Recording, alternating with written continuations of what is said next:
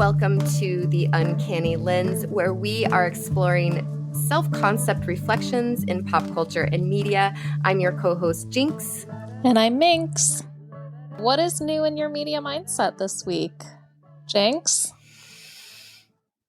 Thank you so much for asking. Something that I really noticed was that I was feeling not very connected the last week or so. And craving connection has meant that I've been on social media a little bit more than I usually am, a lot bit more than I usually am, if I want to be honest. And so I've been exposed to some secondhand delivery of news, of like the news cycle is being delivered to me from like TikTok accounts that I follow. And it's had a really big impact on my mindset and even my mental health, really. I've felt more depressed about the state of everything everywhere all at once. Like it really had a deep impact on me. And so I'm going to be pulling back on the amount of exposure that I have on social media and news and find other ways to fulfill that connection that I'm missing right now with myself. Like I'm going to find ways to fill that void within myself by doing more things with myself. Awesome. What's new in your media mindset? Oh my goodness. Well, we are approaching the 10-year anniversary of the death of my little brother, which always feels super heavy this time of year, especially because it's, in the fall and this time of year where the leaves start changing and everything kind of starts like dying and the winter is coming in, right? So it is this really, really always a heavy, dark, sad time. But I was watching Coco last night with my daughter, probably for the 40th time, I would say, in the last, I don't know how long. Coco marathon. She loves this movie. So it's so good. The music's so great. Oh my gosh, it's so cute. And she's got this little guitar and it's just freaking adorable. Yeah. But looking at these different cultures and different spaces in our world where we can choose to respond and engage differently with grief is something that I am really trying to embrace. I really want to try to look at my grief not as like something that just needs to go away, but something that I can kind of comfort and heal in a really intentional way. And I think I'm going to set up a little spot with pictures and kind of this little celebration with candles and honor the loved ones that I've lost this last year. Especially I've had a lot of loss this last year. And then also to honor my little brother, who has been gone now for a decade, which is crazy to think about. But yeah. So that's kind of where I am this week. Well, I love how that really beautifully ties into what we want to talk about today. Yeah. Well, I'll just go ahead and get into it. If you don't mind, I'm going to kind of take over as the main co-host this week. So you'll notice that I might be talking a little bit more than usual. So yeah, thanks for supporting this topic. We're going to be talking about Burning Man. And I'm so excited to get into this. And I'm happy to defer to your expertise in this area because I have no experience aside from stories that I've heard over the years of friends in different life stages of mine that have gone. So I've seen this kind of evolution from an outside perspective, and I'm really excited to learn more about it from somebody who has been a part of it for so long. And I'm also really looking forward to more episodes where you have the opportunity to be the thought leader. You have so many experiences to share with us as well. And when we started this podcast, it was so amazing that you were excited about this and wanted to do this with me because I just felt like I had so many things to say about the reflections that I was seeing all around me as I was learning more about Mm-hmm. myself and improving my own self-concept. And now to see you taking ownership and wanting to do these episodes that mean a lot to you just makes me so happy. And I'm really glad to see you finding your space in this and where, you can spread out and expand more. So thank you so much. Yeah, thank you. Yay. I think a lot of people have their ideas of what Burning Man is and what it is, especially in pop culture. We get a lot of, especially this last year, we've gotten a lot of news about it. I'm just going to give a brief introduction to what Burning Man was when it first originated and kind of like what it's become, what it's evolved into over the last, like 30 some years. So, wow. All right, let's go. So it started back on the summer solstice in 1986 in the city of San Francisco on Baker Beach, which I used to live really close to. I actually live in San Francisco now. So there is a huge Burning Man just community around this part of the world because so many people actually do attend the event. So a lot of, I don't know what percentage of Burning Man attendees are coming from the city of San Francisco, but it really does feel like the city empties out when Burning Man happens every year because so many people are going to this event. So it did start in San Francisco on Baker Beach in 1986 with a man named Larry Harvey and a couple of his buddies that decided to build a big man on the beach and burn it down. And that happened every year until the city was like, this is too crazy. You guys can't do this anymore. It like outgrew the beach. So then they found this space in Nevada, the Black Rock Desert, and now it is Black Rock City every single year since 1991, except for, I guess there were 2 years during the pandemic where there was no official event. People still did go out there though for that same time of the year. So it actually changed from, it used to be in the summer solstice, and now it's moved to Labor Day weekend. So it's at the end of August typically until the beginning of September. So basically the city does not exist outside of that one kind of month while they're setting up, and then the week of is the week where the event takes place. But there is nothing there the rest of the year unless, people can go there and camp. I've been there camping when the event is not taking place, and it's just this wide, expensive desert, right? So the whole idea around Burning Man is to build this community of individuals who are guided by these 10 principles of radical inclusion, gifting. So there's no money, which sounds really crazy now that you see how much it costs to go there every year. But we'll get into that a little bit more later. Decommodification, radical self-reliance, radical self-expression, communal effort, civic responsibility, and leaving no trace, participation, and immediacy.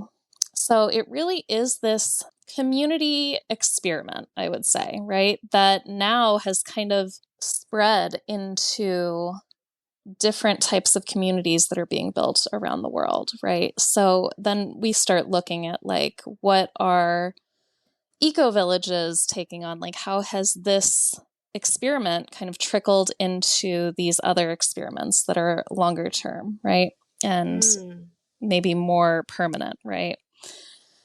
So, it is obviously also a party. There's a lot of music. There are drugs. There is this counterculture revelry that goes, on.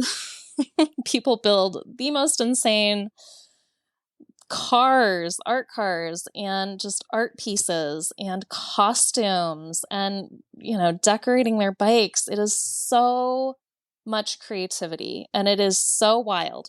My first year when I stepped out onto the Playa in 2009, I felt like I was on another planet, and it was just like, I don't know if I'll ever get that feeling of awe back, but I see it in my child. I see this like, oh, wow, she'll see something and she'll go, oh, wow, and that's what it is. It like really evokes this space of like just surprise. It's really just, I don't know how to say, I don't know how to describe that like feeling of I just think I get sitting in it. awe of something, you know? You're I like, think it's how does this probably exist? yeah, it's probably how I feel a lot in nature, but it's also Mm, probably, especially when I'm at the ocean, but it's mm, probably also how I really identify with when I first came to Hollywood and Los yeah. Angeles and I started Mm-hmm. working in the entertainment industry. And it wasn't just Yes. a dream anymore. It wasn't just something that was Mm, in my imagination. It was something that was actually happening. Like I was yeah. actually at Warner Brothers Studios. I Yeah. was actually seeing the facades. I was actually seeing the sets. I was actually there. I Yes. wasn't just watching Yes. it anymore. I was actually there. I wasn't just hearing about it. It Yeah. wasn't just a made up fantasy land anymore. It Right. was fucking real and I was Yeah. there. Well, and it's tingling all your senses too. It's like, you have a I'm getting worked up just dream. talking about Oh, it. it's Yeah. so I exciting. It's the mean, best feeling. It really is the best feeling. And just like being at Burning Man for the first time, it feels like you've entered a waking dream. Like it really does feel. There was this man, my first day on the playa. I just remember this guy dressed up. So there's a little man's head inside a big shopping cart full of bananas, and there was a gorilla robot pushing the cart, like playing this ridiculous music. It was just one of the silliest things I've ever seen. I will never forget that moment. And I'll be like, wow, like just anything that somebody can come up with, like that's what people make, right? oh, that's so interesting because I really do feel so much that similar way when I'm in Los Angeles because Mm, I feel like it's so embraced to just be a weirdo and to just like let yeah. your freak flag fly. Oh, same in San Francisco, dude.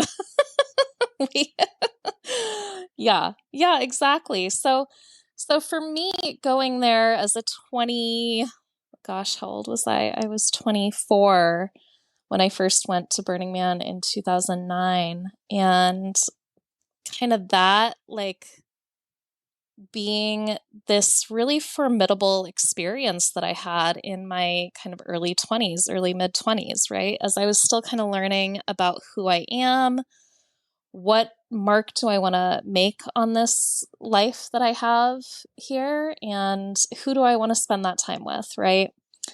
So, the tribe of people that I went with that year, they've become, and the people that you meet and go on these adventures with become really important and close figures in my life. And my dad is actually a major burner. He's been going for, I don't know, 17 some years or something. So it is kind of this familial thing. I've been with my sister there. I've taken my partner and my daughter this year. So it is a space where for me, it's not just to go and party, but it's kind of this celebration of community. So what Burning Man is for a lot of people is going to be different, Hmm. which is an interesting thing to note as we kind of move forward. My experience of Burning Man is a lot different than what is portrayed in the media. So I really am curious about what kind of stories and thoughts do you have about this event that has gotten so much speculation attached to it, especially this last year, made the front cover of the New York Times because of the rains. And I'll go into like how that played out later on, but I'm just really curious to hear about your kind of understanding of this cultural phenomena. Previous to the history lesson that we just received, I didn't really know anything about the history of Burning Man. Mm-hmm. The only thing that I really knew about it was what my friends who were burners would share about the experience, usually through social media. Mm-hmm. And that was when the type of stories that I was hearing about it were very much about the gifting economy and how it's this community that is temporary and is sort of this experiment, like all of those things that you explained. That was my general understanding of it. And it felt like a very spiritual, transformative type of thing that people might do is say maybe even a rite of passage into learning how to be in community spaces in a more mutually beneficial way, like mutual aid type of way. Yeah. The socialist aspect to it, I guess, if we want to use dirty words. So that has been my understanding until about 10 years ago, when I was working for a tech company and we were all barely being paid livable wages. None of us could even live in the very expensive city that the company was headquartered in. And yet the multimillionaire owner of the company, who couldn't afford to give us raises, was spending all of this money to go to this event. And then that's when I also started noticing that there was a lot of celebrities who started going, and it started becoming more of this scene for people to be at, sort of like I was seeing Coachella become. Yeah.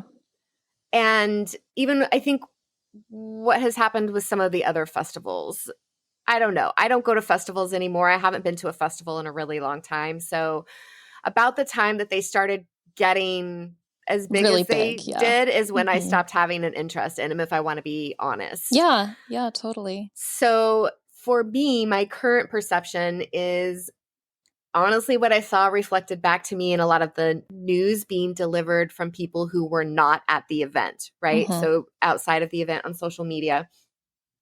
And that was a lot of criticism around people who have a lot of money and a lot of privilege in wealth and other areas going to this event, and how expensive it is to go to the event, that it just costs thousands upon thousands of dollars to have the right equipment and things, because people were posting on social media how much it did cost them to go to this event.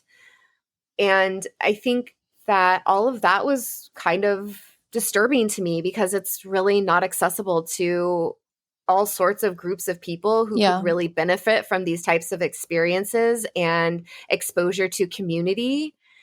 And so it feels very exclusionary, and it feels very tone deaf in a lot of ways. I don't know how much I like that phrase, because I also believe that everybody's just where they are. You know what I mean? And it's not fair to really criticize them.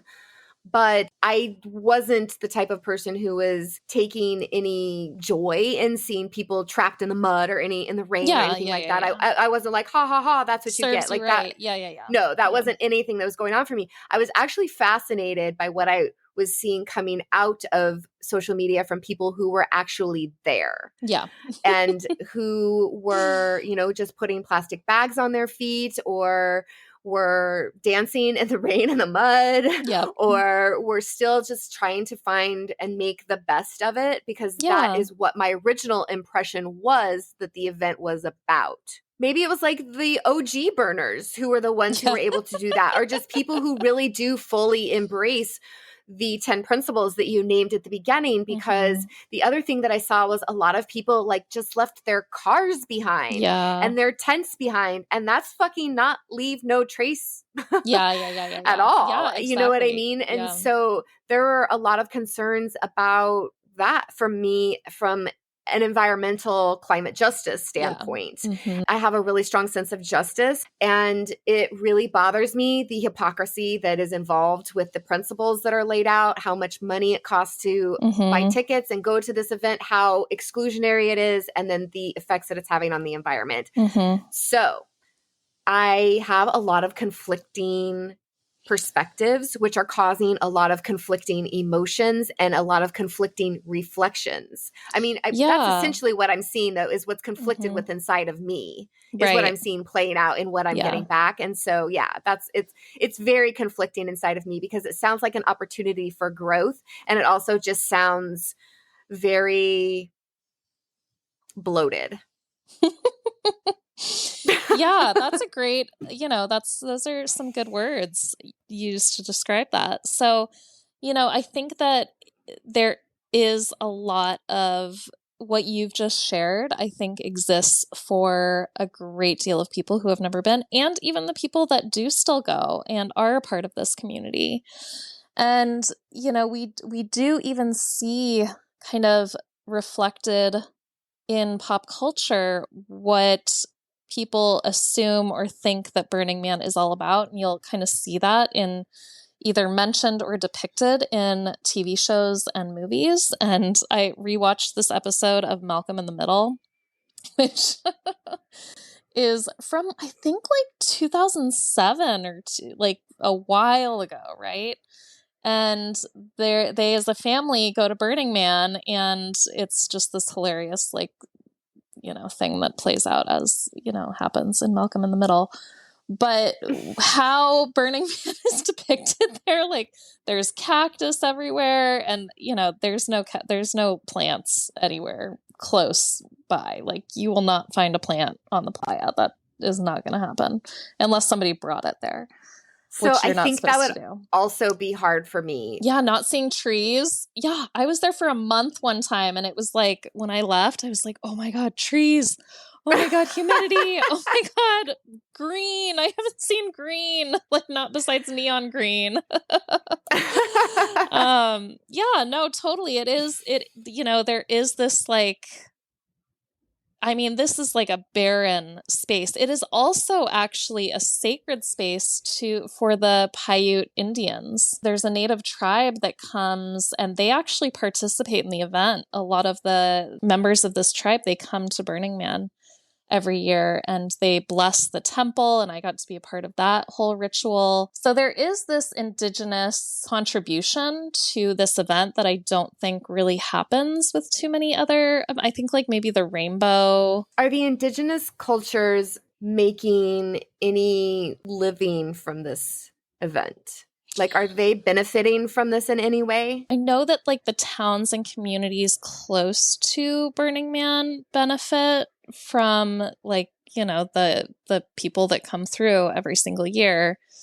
But I don't know that the native tribes specifically get like money or anything for this event. But they do show up and they bless this temple. It was a beautiful ceremony. Their elder came, and this whole family of this indigenous tribe came and blessed the temple and did this whole ceremony. And it was just, I was a temple builder this year, so I got to be a part of that, which was a really beautiful thing.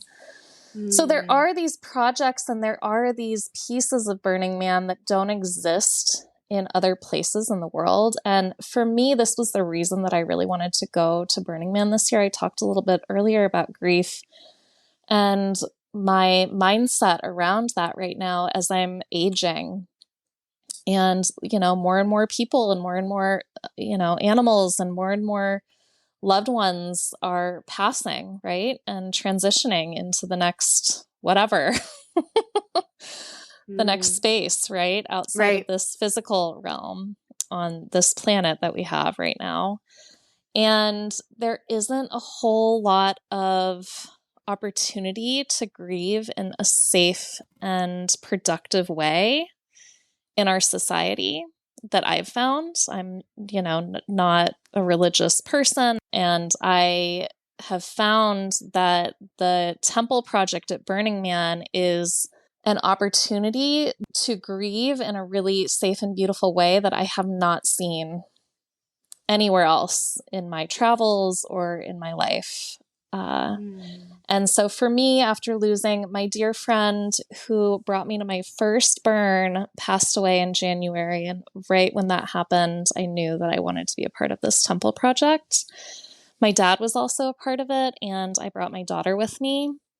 And then in June, my dog that I've had for 16 years also passed away. So having this opportunity to work on this project. And if you don't know about the temple, it started in 2000, was the first temple at Burning Man. And David Best was the first temple builder. And his intention around the Burning Man temple was to build a space for people to process grief. And that doesn't necessarily have to mean that you've lost somebody, but maybe you've lost a part of yourself that you're grieving.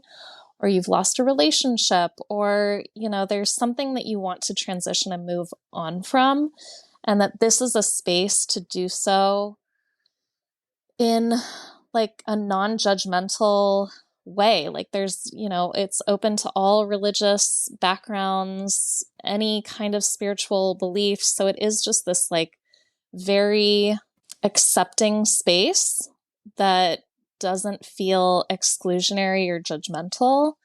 And what they do, there's a new design every year, a new designer. And at the end, so we open the temple up to the people, and the whole week people have an opportunity to come and write on the walls and bring memorials. And I, built these big things for both of all my lost loved ones this year. So just the process of actually like building these shrines, to these lost loved ones, like that was a healing process for me, just building those and then putting those in the temple. And then at the end of the event, that's the last thing that happens, is we burn down the temple.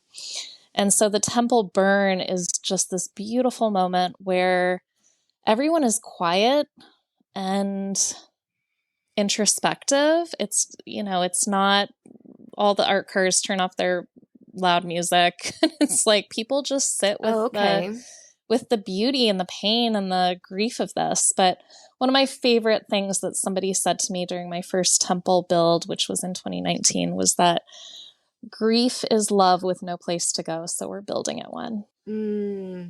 Yeah. That is absolutely what grief feels like. Right. And that is why we can feel grief with the loss or shift in so many things, right? I mean, even, it's so interesting is even with the clothes that we wear, like if we experienced a significant event in our lives, we are more likely to be sentimentally attached to the outfit that we were wearing at that time. Oh, interesting. Yeah. Huh. And it'll be harder for us to it could be harder for us to let it go. Yeah. Give it away or whatever, even if we don't wear it anymore or whatever. Something that's come up for me is the sweatpants that I wore so much when I was really, really sick. I am trying not to wear them anymore, but I can't throw them away. And I'm going to ask somebody to make me a pillow out of them because they were a big part of any comfort that I received during that time was my comfy clothes. Yeah. It's really important to have someplace because, like I said, I'm going to make a pillow out of sweatpants because I don't know how else to process the grief that I've experienced from the loss of several decades of my life, going undiagnosed with so many things that I could have gotten help for sooner. Yeah. But that's not even getting into the loss of relationships, the loss of parts of myself, the loss like by death. That's one of the loss is something that's been a big life lesson, I guess. It's something that I've really been having to learn how to not let it completely derail me. So I really appreciate that you had this space to go when you had a lot of shifts and losses this last year. Yeah, no, exactly. And I think that it's safe to say, like, this experience didn't completely heal me. Like, I don't feel like you're not magically healed? What are you talking about? That's not just that easy. You just burn a temple and then you're better. All done. Yeah, no, but the whole idea around this is it's the transformation that happens is a transformation, for me at least, how I can deal with that and how I can do so in community by building something for a great deal. So many people came to that temple, and so many people for the first time came to that temple, and they saw what can happen in that kind of space and what kind of transformation and healing it can do for other people. I mean, you walk in there at the end of the week and you can't just help but cry. Like, seeing all of the memorials and all of the things on the walls, it's so beautiful, but there's so much depth and a lot of pain there too, It sounds heavy and dense, but in a way that's it needs a space for it to be so it can be. Yeah. Exactly. And then the fact that you're burning that at the end, it's allowing for that space to transform into something else, right? So, you know, a lot of people have criticized Burning Man for the burning part of it. Like, you know, Okay. this being like an event where we burn a lot of wood, right? And with today's climate, as such, that has gotten a See, lot of blowback, right? that's so interesting because it's just so insignificant Compared to compared like, yeah, to what the corporations are doing to exactly. pollute our air and water Yeah, and damage the environment. So right. that is the one of the lesser criticisms that I would even have of the event. Yeah, yeah, yeah. Well, it has had that, just, you know, so these are pieces that people have brought up. Now, I'm definitely not somebody who is like super into using fossil fuels or producing waste or plastic. Like, I have been a permaculture practitioner for probably 15 years now, and I, you know, my lifestyle and the way that I grew up was kind of around those principles too. So to me, this the intention around what this community does for a week for so many people is that hopefully what it does, even for the rich people, you know, I think that what the potential is that this mindset will infiltrate people's hearts, right? And people's minds and show them what's possible. And it's great that we have these leaders, these thought leaders, and these, you know, company owners and, you know, the people that are kind of leading capitalism right now, because I'm hoping, at least my hope for what the Burning Man Project can do is that it will shift perspective in the minds of the individuals who are kind of like running things right now. Okay, so I have this visual in my head of Mm-hmm. this evil, like, villain. It's almost like a cartoon character, you know, like a Mm-hmm. villain, like a vampire or something, just with a shriveled heart, you know, Mm-hmm. and they are just a regular old millionaire, billionaire, whatever, you know, who hasn't done any work on themselves. But just by being in this space, that these Mm-hmm. drops of light enter Yeah. into this shriveled heart and are able to start maybe infiltrating the system. Yeah. I don't know how much we've seen of this, unfortunately, yet. You know, I think in San Francisco and stuff, you know, there are these like community art projects, and there's some amazing things that have kind of been birthed out of Burning Man. But, you know, I don't see this kind of trickling into our society as a whole yet. I see a lot of judgment from mainstream society about this event. You know, there is a lot of judgment, there is a lot of misunderstanding about what goes on there. And, you know, I'm not telling everybody that they need to go to Burning Man. But I am saying maybe what we can do is try to, if we do find ourselves being judgmental, right? This is something that I've had to work on a lot on my own, is judgment. If I do find myself being judgmental of something, I have to stop. Like, there's like, oh, shoot, okay, that's happening, right? Judgment is coming up because I feel judgy as hell right now. And So you're paying attention to a feeling that you're having in your body. You're like, ooh, yeah. something feels Mm-hmm. gross in my body. What is it? And Yeah. you're identifying it as judgment. Yeah.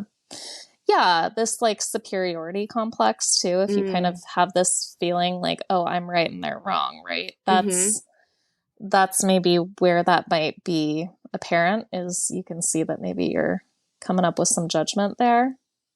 So I don't know, maybe that's something that some of our listeners need to do. I don't know if you want to practice this around your judgment around Burning Man, but I have seen that there's a lot of judgment that goes on there. I think that's a great idea. Yeah. I'm sure that there are things coming up for people. I mean, even us talking about it, I started feeling it in my body when I was talking Mm. about how it feels exclusionary Mm-hmm. and these different things that I was kind of feeling that I had problems with about the current way that I understand Burning Yeah. Man.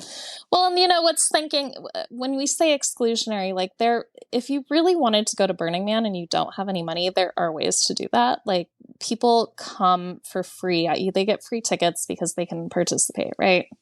So if you really want to be a part of the community like that, there is an opportunity to go. And that's also people not believing that that's something that's possible, right? So it's also part of our self-concept and what we believe we can actually manifest in the world. And if you want to go to Burning Man, then you should believe that somehow it's going to work out. If that's what, if that's what you really want to believe about how the world works, which is what I believe. Or if you want to go to Rome and, you don't have a job and you're like, okay, I'm going to do this before the end of the year. You save the money and you buy a ticket and you maybe have a couple layovers, but you get there, But you don't even know if that's what's going to happen. Somebody might call you up and offer you a trip to go. I mean, I was just watching a movie the other day where she suddenly got a phone call from like a long lost relative she didn't know who was like, we're flying you out to Italy. It's so funny that you said Rome because it was literally Italy. And she was like, what? You mean the place that I've always wanted to go? The place that I like masturbate to? And that's why I was asking you, like, you feel something and you identify it as judgment in your body because that's the process. That's how we become aware of these things. Yeah. We feel it happening in our body and we're like, ew, that doesn't feel good. That's what somatics are, right? So we're like, okay, that's my nervous system is being activated in this way. And the feeling that I have coming up for this is judgment. And then what are you going to do with that? If you identify that this is coming up and you decide to proceed as usual, well, then that's your own patterns continue to play out, I guess, and you won't see any change or growth in your life. If you do want to become aware and you want to address this thing that you feel in your body, because let me tell you, if you feel it in your body, it's because it's activating your nervous system and it lives in your body and you need to get it out of your body. It will make you sick eventually if you don't get it out of your body. So it's better to just acknowledge, hey, I'm feeling judgmental in this moment and not be judgmental about feeling judgmental. Love that part of you that's feeling it. Know that that part is causing you to feel judgmental because it feels it's keeping you safe in some way. And then try to have a conversation with that part and explain to them, actually, we're not in any danger right now. And let me explain to you the situation and see if that helps to lessen it. Give it some space to be what it is and just get to know that part a little bit without trying to change anything. Just allow yourself to feel it and move through it without it being anything more than something that you need to be paying attention to and a pattern you need to break to be able to love yourself more. Yeah. And maybe, what that might be is to start looking at different resources and see what other information is out there. Because if you're getting information that's judgmental, then that's probably going to be something that soaks into you, right? So then what other information is out there, right? But we do have to be careful about the integrity of the information that we digest as well. FYI. I mentioned at the beginning that I had some conflicting ideas and conflicting feelings and things coming up about like the current way that I understand it, because my original impression of it many, many years ago was like, this is fucking cool. I think this is a really great idea. My current impression is like, this feels like it's been sort of tainted or like perverted or corrupted in some way now. Right. So one of the things that I did do when I started feeling a lot of this judgment come up from the TikToks that I was seeing from people who were not at the event, right? And were criticizing the event. When I started seeing those, one of the things I did was I went to the Burning Man website. I felt like it was kind of overwhelming to try to find the information that I was looking for. And so that felt a little disappointing to me because I was trying to find out more about it from the actual event itself. And it felt very commercialized to me. Oh, interesting. That was my personal experience. We want to be getting more information. So where can we look to maybe have a conflicting perspective than the one that we're being exposed to at that moment, right? How can we do that and make sure that we're not getting some type of extremist view? Yeah, I think that's really hard to do in our climate today. It might be good to go to a source that is actually somebody that that has experienced this thing, in this scenario, going to like somebody that's been to Burning Man, or maybe that is there, and it was hard to communicate with people while they were on the playa during the rainstorm. I think there was like one person died, and then that was like blown out of proportion. Like it was, I mean, if you're in a city of 70,000 people for 1 week, I think the odds are that somebody is probably going to pass away at some point. I mean, I do remember hearing about a lot of cars being abandoned and Ebola. Everybody was talking about that there's an Ebola outbreak. Oh my God, that was so funny. And people were saying that the camp has been closed. They're not letting anyone in or out. And it's because you guys were being quarantined. Like the things, and I knew that wasn't what was going on because I was seeing things coming out of Burning Man that were different. But those were the things that people were talking about who were not exploring these other perspectives or who were trying to just create this panic. Exactly. I actually was not I left early because I had a 2-year-old and I didn't feel like being at the crazy part of the event, which is the end of the week with a toddler. So I made the wonderful decision to pack up and leave on Wednesday night of the event. And I had some of my good friends, a good friend of mine from Europe was visiting, and her parents called me when all this news was coming out. They were like, is our daughter alive? Like, we don't know what's going on over there, right? So I had to like get them in touch with her. And there was like this panic. There was this fear. There was like this apocalyptic, like it really felt like people were worried that this was going to turn into just this giant disaster. And from what my dad said, from what my friends all said, they were like, we had the most fun.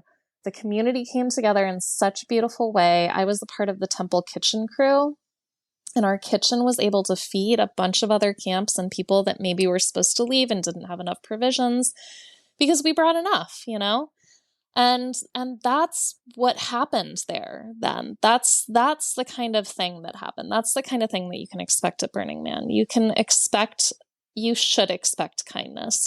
And that's what you should expect in your day-to-day life, right? You should be anticipating people will be kind and considerate and amazing to me, because that's what I'm putting out into the universe. And if that's what you're expecting, and if that's also what you're projecting, then that's typically what will come back to you. If you're projecting like, oh, everybody's going to be a jerk to me today, then like you're probably being a jerk first. And then everybody's going to respond to that by being a jerk, right? So... Well, I mean, I wouldn't say you're being a jerk or whatever. I would say you're probably already on the defense. Yeah. Okay. So you're just going to be met like with that energy. Like people are going to feel that you're on the defense. You're just giving off the vibe, right? Your vibe is just, you're vibing something that people don't want to be vibing with. I've had that happen. You're in a bad mood. You go out and everybody else seems like they're in a bad mood too. And you're like, Jesus, I should have just stayed home today,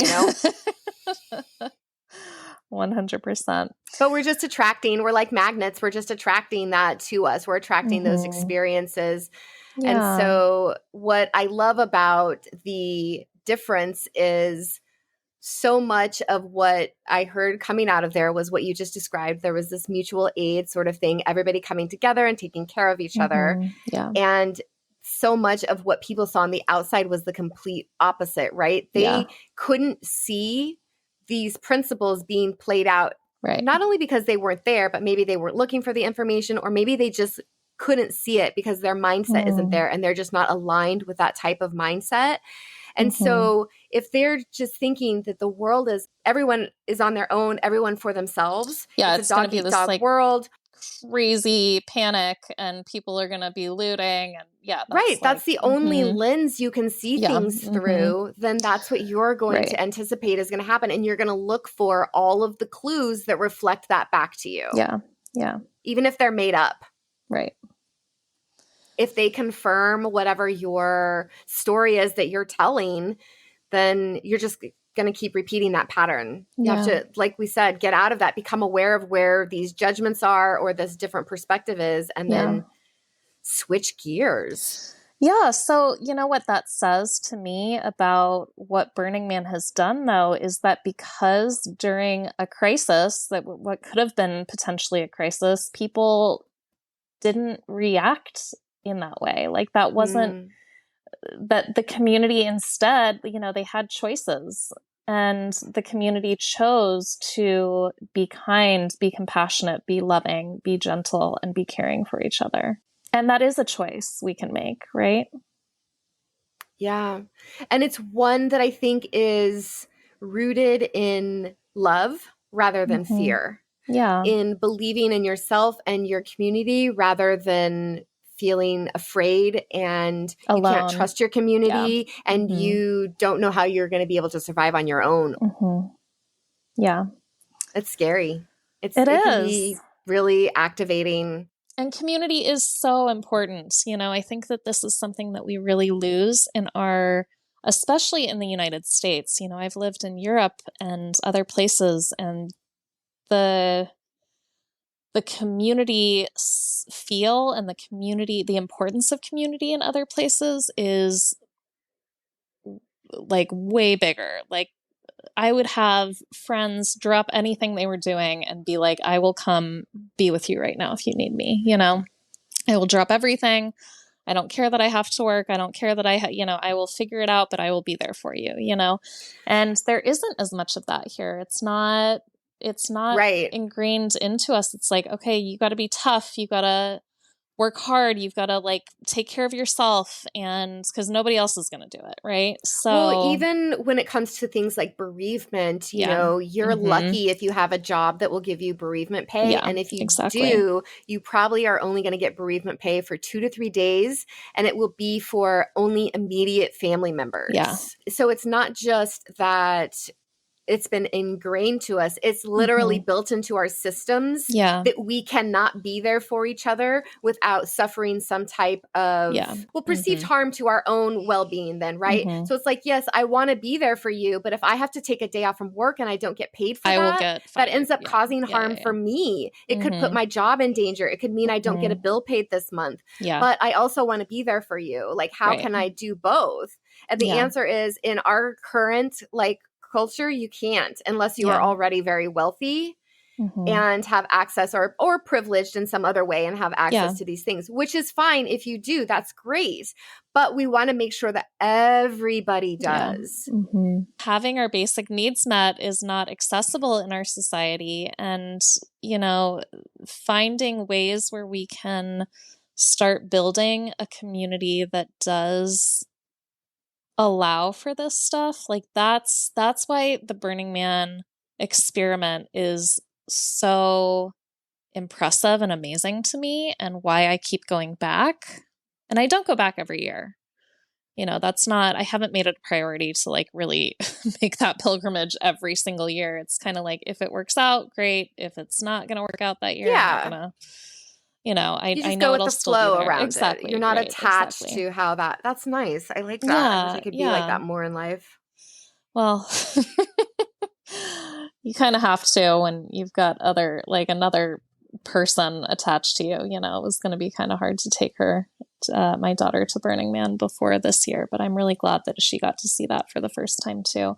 And also that she could see how people work together in a way that maybe she doesn't get to see every single day, right? She doesn't get to see that in our day-to-day life very often. And more so for me living in a space like San Francisco, where I do have a lot of the same, like the people that I go to Burning Man with, like they are my friends and I get to see them on a regular basis. And that's amazing. And those are the people that I know I can count on to potentially drop everything. One of my friends offered to take my kid with them so that I could enjoy Burning Man for the rest of the week. And I was like, oh my God, I would not do that to either of you.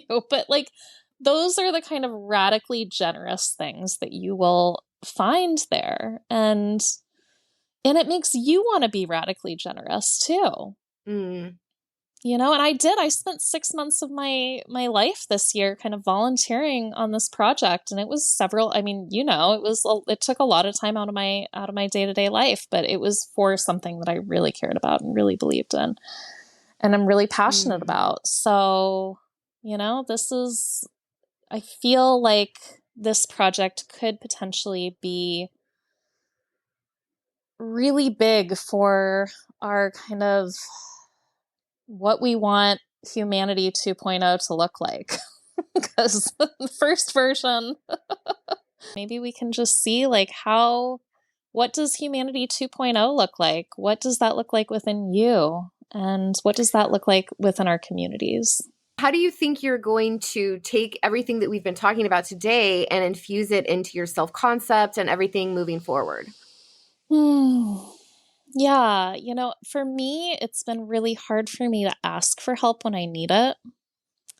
And I don't know if that's just like what I've been programmed to do since a child. It's like don't need too much, right? Don't be too needy. That's not an attractive thing to be, right? So I'm going to try to, I'm not going to try to, I am going to I love ask, that. I am going to ask for help when I need it. And it doesn't matter if the first person says no, I can keep asking, right? I'm lucky enough to have a lot of people that I can ask for help from. And that's what I'm going to do. How about you? I think for me, what I would like to do is explore more about how I've been feeling so yucky based on a lot of this content that I've been exposed to the last couple of weeks, and how that relates to things that I don't like about our society and lack of community, and how it's the opposite sort of what we're talking about here and what you experience when you're in this city that's created for this specific purpose. And so I think that that's something that I would like to explore a little bit more, is these conflicting sort of patterns in me where I still feel drawn to being upset about how the system is wrong and broken, but feeling completely powerless, right? There's no power in feeling that way. And that's actually why it feels so gross and upsetting, right?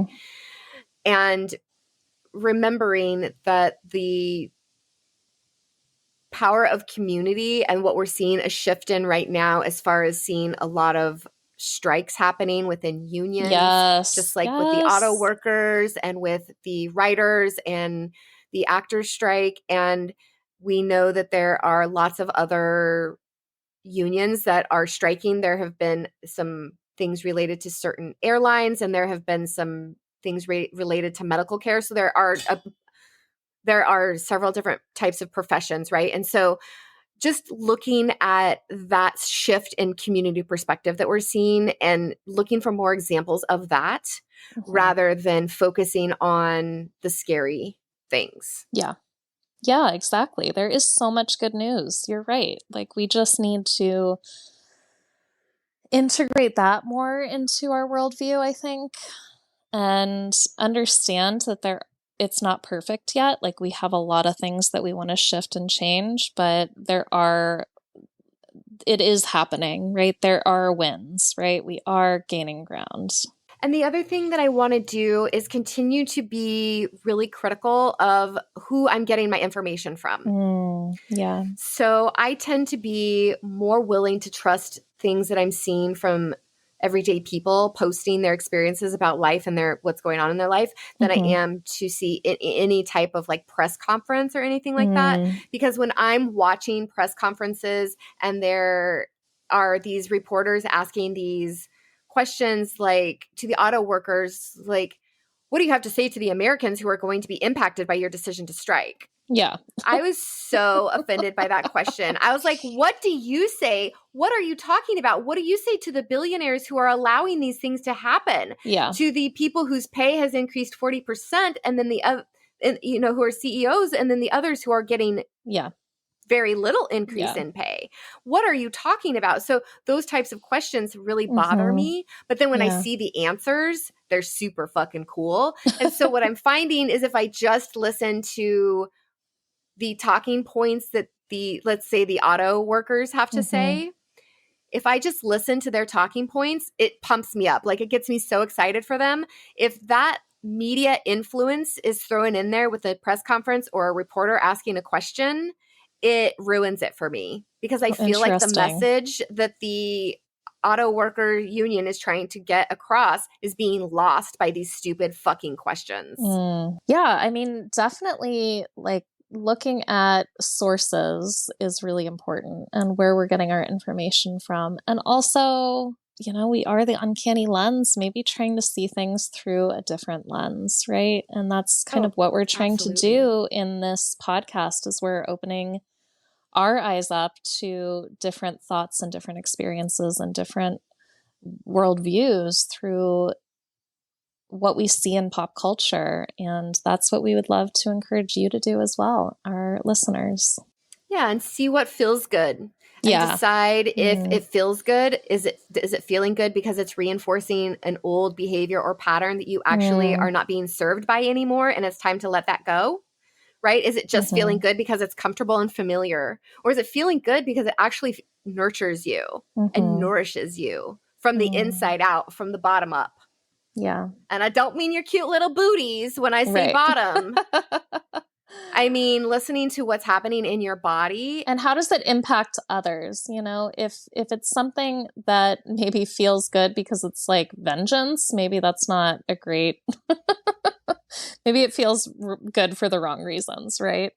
Well, yeah, and that's where I would go back to it feeling familiar or like that's some sort of dysfunctional pattern that feels familiar for some reason. Or maybe not. Maybe you're like, maybe this is my first like tiptoe into the world of being a villain. Like that's, you know, experiment with it and see if it's for you, I guess. I don't know. Being a monster. I want everybody to like feel free to explore these different things because as humans, we're fluid and we're going to move through these, like we were talking about in one of our previous episodes in the Village in the Woods. We're going to move through these different archetypes and it's important to love ourselves through all of it. So thank you so much for sharing all of this today. Thank you, Jinx, for letting me. I'm really excited about this topic. There's so many fun things for us to sink our teeth into. Woohoo! Yay! Thank you so much for joining us. Please follow us on social media and be sure that you like, share, subscribe, rate, review our podcast because all of those things really help us and support us. And until next time, keep working on your self-concept and rebel on. Bye, everyone. Bye.